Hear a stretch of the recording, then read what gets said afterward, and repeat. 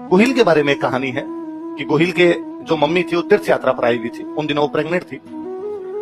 जब वो वापस जा रही थी, तीर्थ यात्रा से वापस लौट रही थी, तब रास्ते में उसको कुछ ब्राह्मण मिले और उन ब्राह्मणों ने उसे कहा कि रानी तुम वापस मत जाओ, क्योंकि तुम्हारे पति जो थे, ऐसा कहा जाता है कि गोहिल जो का परिवार था वो गुजरात से आया था। गुजरात में एक जगह पड़ती है वल्लभ भी, कौन सी जगह? वल्लभ भी से उनका परिवार आया था। कहा कि तुम्हारे वल्लभ भी पर दुश्मनों ने आक्रमण कर दिया, तुम्हारे पति युद्ध में लड़ते हुए मारे गए हैं, तुम्हारे पति की जो दूसरी रानियां थी उनके साथ सती हो गई है, अब तुम ही बची हो परिवार में, बाकी सब मर गए।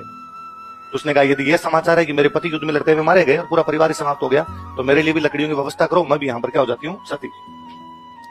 उन ब्राह्मणों ने कहा कि नहीं रानी तुम सती नहीं हो सकती, तुम प्रेग्नेंट हो, और अपने आप प्रेग्नेंट महिलाओं को सती नहीं करते थे, भाई तुम्हारे पेट में बच्चा ही है और चला जाएगा।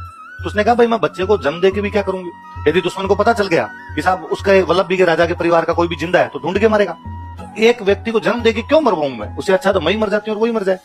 उनका नहीं तुम चिंता मत करो, तुम उस बच्चे को जन्म दो, हम उस बच्चे का पालन पोषण करेंगे, हम ध्यान रखेंगे। कहते हैं उस रानी को एक गुफा में छुपा के रखा गया ताकि दुश्मनों को पता नहीं चले। पहाड़ों के बीच की कोई जगह होगी जहां पे रखा होगा उसको। समय अंतराल पर उस रानी के एक बेटा हुआ, गुहा के अंदर पैदा हुआ, इसलिए बेटे का नाम रखा गया गुहादित्य। क्या रखा गया?